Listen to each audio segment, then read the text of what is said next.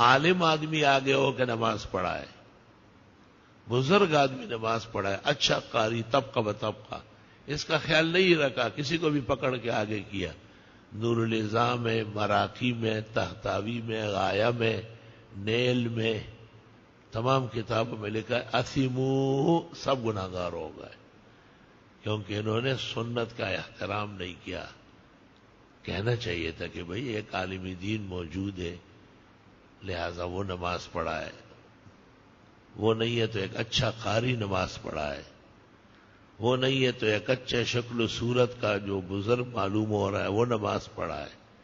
17 کے قریب مقامات ہیں امامت کے۔ ہمارے ہاں نبوت کے بعد سب سے اہم منصب امامت کا ہے، اس لیے اس کے آداب، احترام، مستحسنات بہت زیادہ ہے۔ وَلِلَّهِ الْحَمْدُ أَوَّلًا وَآخِرًا۔